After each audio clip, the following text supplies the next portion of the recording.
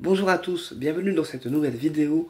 Aujourd'hui, on parle de l'ancrage et nous allons voir différents types d'ancrage et qu'est-ce que l'ancrage peut nous apporter au quotidien, tout simplement. Mais avant ça, je réponds à une question de la part d'une personne qui me posait la question hier de savoir si l'encens était toxique pour la santé et pour les poumons lorsqu'on le brûlait. Alors, déjà, avant de parler de toxicité au niveau de l'encens, il faut bien sûr, avant de brûler l'encens, bien aérer ces pièces de vie dans lesquelles l'encens est brûlé, d'accord?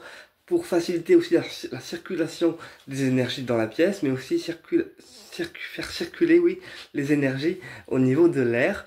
Donc oui, l'encens est toxique en soi, mais avec une bonne aération, d'accord, au préalable, eh bien, il y a moins de risques de toxicité. Voilà. Et puis, bien sûr, on privilégie des encens naturels et pas des encens de magasin. Ça, c'est ce que je dis toujours. Du genre des encens de Centracor ou des encens qui sont trouvés à l'incroyable, d'accord, ça ne remplace pas des encens qui sont trouvés en boutique ésotérique. Voilà. Donc pour l'encens, moi ce que je fais, c'est que quand c'est un encens qui est beaucoup trop fort, et ben je le brûle en fait et j'ouvre la fenêtre de chambre et ça permet à l'encens de se diffuser correctement dans la pièce et de faire son travail, d'accord. Et après je rentre dans la chambre et on a quand même le bienfait de l'encens qui sont dans la pièce en fait, tout simplement. Alors, aujourd'hui, on va aborder l'ancrage. Alors déjà, on a l'ancrage débutant, l'ancrage par les éléments et l'ancrage qui est lié aux soins énergétiques. Donc, je vous explique tout ça. Pour un ancrage débutant, pour une personne qui débute dans l'énergétique et qui souhaite en fait obtenir un bon ancrage, déjà, elle peut en fait porter des pierres d'ancrage, comme la tourmaline qui permettra de s'ancrer et de redescendre les énergies à la terre. Donc avec la tourmaline, on s'ancre et on redescend les énergies négatives par les pieds et puis on s'ancre vraiment dans la terre, d'accord. On peut aussi utiliser la pyrite. La pyrite est une pierre d'ancrage qui est très bonne à porter pour les médiums puisqu'elle permet de s'ancrer profondément, d'accord. Et la tourmaline, elle permet de ne pas avoir d'entité, d'accord, et de bien garder les pieds sur terre et de ne pas aller dans des sphères spirituelles trop hautes. Donc ça c'est important à savoir. Et aussi en pierre d'ancrage, moi ce que je conseille c'est l'obsidienne noire, puisque l'obsidienne noire, elle permet non seulement de rester ancrée dans la matière, aussi de se protéger des personnes négatives et toxiques, et à la fois de pouvoir concrétiser les choses qu'on a à faire ici terrestrement. Voilà, donc ce sont d'excellentes pierres d'ancrage qui nous permettront en fait de déjà avoir un premier ancrage. Pour les personnes qui ont des difficultés avec l'ancrage, qui ont des difficultés avec les pierres noires, parce que ce sont des pierres qui sont extrêmement fortes, voilà, donc tout le monde ne les supporte pas, on peut combiner une pierre de couleur comme du rose, comme du jaune ou comme du bleu qui vont en fait adoucir le travail des pierres noires.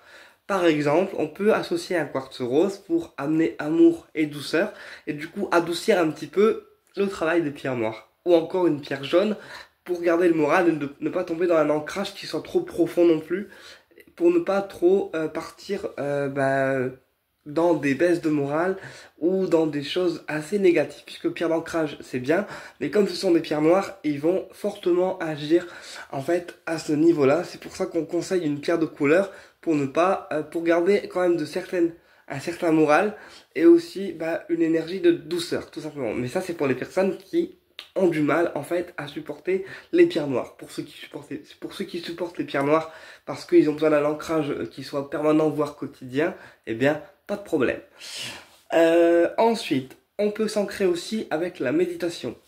Alors, on met les pieds bien à plat, d'accord. On décroise les jambes, ce qui permet du coup de faire circuler les énergies avant en fait l'ancrage, d'accord. On ferme les yeux et on visualise des racines, d'accord, qui vont à nos pieds avec de l'énergie rouge qui symbolise l'ancrage. Et ensuite, on visualise que nos pieds vont tout au fond de la terre, tout au fond, tout au fond, tout au fond, avec des racines, ce qui permet du coup un ancrage. On prend une respiration profonde. Je vais le faire avec vous. Donc, on visualise des racines à nos pieds, donc noir, rouge, comme on veut. On prend une grande inspire.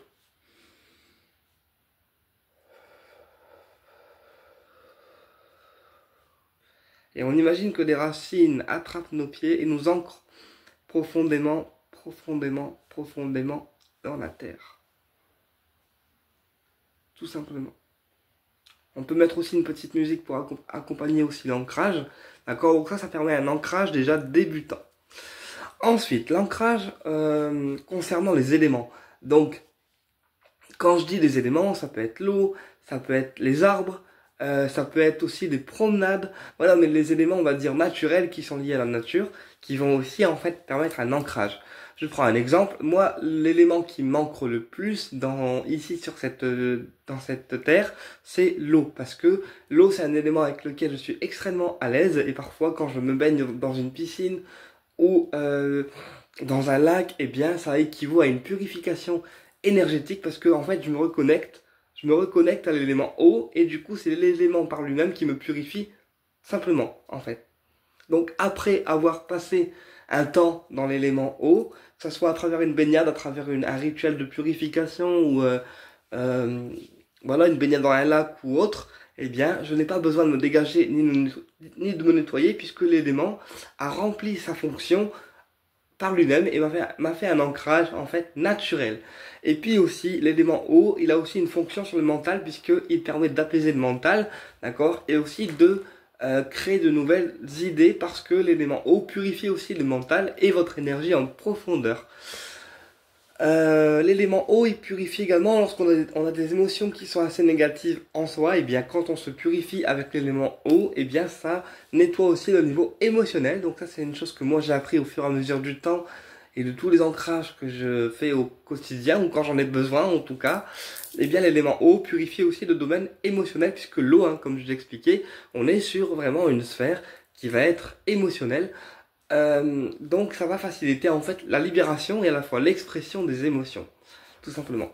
Et c'est pour ça aussi que quand on prend une douche ou un bain, et bien après pour les médiums on a beaucoup plus de perception ou de flash parce que pour quelqu'un qui est à l'aise avec l'élément eau, d'accord, et bien il aura une purification ou un ancrage avec l'élément eau. Pour quelqu'un qui est à l'aise avec l'élément terre par exemple, eh bien il aura un ancrage. Quand il marchera en fait, le fait de marcher, d'accord, dehors, va lui apporter un ancrage parce que cette personne a une connexion en fait à l'élément terre, tout simplement. Pour les personnes qui ont une connexion spécifique avec les arbres, puisqu'on sait aussi que les arbres peuvent nous ancrer, d'accord, et que on peut transmettre notre énergie à l'arbre pour se recharger et se purifier en même temps, en sachant que c'est l'arbre par lui-même qui vous choisit, et ce n'est pas vous qui choisissez l'arbre.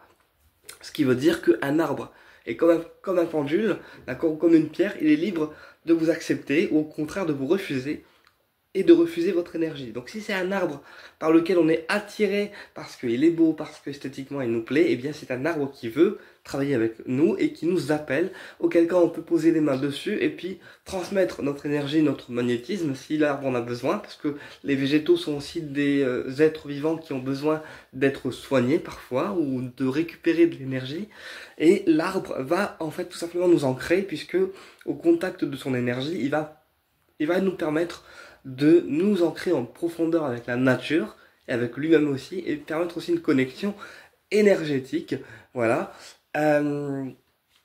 Et puis les arbres, on leur fait aussi des câlins pour pouvoir les recharger eux-mêmes en tant qu'être vivant et nous recharger nous en tant que personne et permettre aussi un ancrage. Également dans la nature, il est conseillé de marcher pieds nus, d'accord, parce que le fait de marcher pieds nus, ça nous ancre encore plus du fait que les pieds sont nus, on est vraiment en connexion complète avec la nature et puis on redescend vraiment les énergies négatives dans la terre, vraiment en profondeur du fait qu'on a les pieds nus et qu'on marche pieds nus. Ça paraît pas grand chose, mais pourtant on redescend toutes les énergies négatives dans la terre. D'accord, tout simplement. Et le fait de marcher pieds nus, ça permet un ancrage profond. Donc que ça soit en nature ou même chez vous, hein, quand on marche pieds nus chez soi, ça permet un ancrage profond des pieds et de nous-mêmes. C'est important, c'est pas grand chose, mais pourtant il y a bien un ancrage qui se fait à cet instant-là. Ensuite, on va parler maintenant, donc ça c'est pour l'eau et les arbres. Maintenant, une personne qui a une affinité avec l'élément air, par exemple, elle peut se sentir ancrée lorsqu'elle brûle de l'encens, d'accord? Chaque personne a au moins une connexion spécifique et un ancrage spécifique avec un élément ça peut être les arbres, ça peut être les pierres, ça peut être l'encens, ça peut être la terre, enfin voilà, chaque personne a au moins une connexion énergétique et un ancrage qui se fait avec un élément particulier, tout simplement. Euh, Ensuite, on peut aussi s'ancrer grâce aux soins énergétiques, puisque, par exemple, je prends un exemple. Pour quelqu'un qui va lire dans les annales akashiques, d'accord? Les annales akashiques, c'est la bibliothèque, en fait, de l'inconscient des personnes. Et quand on a l'autorisation de lire dans les annales akashiques d'une personne, eh bien, à l'activation de la prière, on monte, en fait, dans les sphères hautes, donc dans les hauts plans, parce que les annales akashiques est aussi une technique spirituelle qui va permettre au thérapeute ou la personne qui va lire dans ces annales akashiques, dans cette bibliothèque, de pouvoir monter dans les sphères, puisque on travaille avec les gardiens en fait des annales, quand on se connecte aux annales akashiques, d'accord? Et du coup, quand on active la prière d'activation aux annales akashiques, eh bien on monte très très haut, on fait notre lecture annales akashique à la personne, et puis au bout de 1 heure, d'accord, en général, on fait une déconnexion énergétique des annales akashiques et ensuite on est obligé de faire un truc qui nous ancre. Pourquoi? Parce que comme on a été dans des sphères très hautes durant 1 heure, ou 2, ça dépend, eh bien on est obligé à un moment donné de redescendre, d'accord? Parce que l'ancrage, c'est extrêmement important. Comme moi, quand je fais une consultation à quelqu'un, bah moi je suis quelqu'un qui écoute beaucoup les gens parce que mon métier fait que on est dans l'écoute, en fait, en permanence et dans les soins. Mais dans les soins, oui. Et parfois, après un soin, j'ai besoin de retrouver un ancrage, de faire quelque chose qui me plaît. D'accord? Donc, comment on fait un ancrage après un soin énergétique? Donc, pour certains s'ancrer, ça peut être manger un gâteau, ça peut être écouter de la musique, ça peut être le fait de peindre, ça peut être le fait de cuisiner. Mais quand je parle d'ancrage au niveau des soins énergétiques, c'est qu'après un soin énergétique, on est obligé de faire un truc qu'on aime bien. Enfin, qu'on aime bien, oui, une activité qui nous tienne à cœur pour retrouver un ancrage et vraiment redescendre, en fait, en bas, d'accord, et quitter en fait les sphères assez hautes. Voilà. Idem pour le Lao-Chi 13, comme c'est un Lao-Chi qui regroupe plusieurs maîtres ascensionnés. Quand on fait ce soin-là au niveau des énergies, voilà, eh bien, au bout des 21 jours, au bout des 21 jours et après chaque soin, oui, on est obligé de retrouver un ancrage, donc de faire quelque chose qui nous passionne ou une chose qu'on aime bien pour pouvoir, voilà, s'apaiser, retrouver un ancrage et revenir tout doucement dans le ici et le maintenant, tout simplement. Euh, donc voilà, ça c'est pour les soins. Moi personnellement, je sais que après un soin énergétique, la chose qui manque le plus, c'est de mettre la musique à fond et d'écouter la musique pendant 1 heure ou 2. Et ben ça manque en fait dans la matière et ça me permet de revenir tout doucement dans le ici et le maintenant. Voilà, dans l'instant présent. Ensuite, on peut s'ancrer également au rythme des instruments. Pour les personnes qui font des voyages chamaniques ou pour les personnes qui ont un tambour, eh bien, le fait d'écouter le son du tambour ou de faire du tambour chez soi, d'accord, ça permet un ancrage puisqu'on vit, enfin oui, on vit et on s'ancre au rythme du tambour. Donc, les instruments ont aussi une manière d'ancrer les personnes. Après, c'est chacun choisit son ancrage. Personnellement, moi, je suis à l'aise en fait dans l'élément eau et dans la nature également.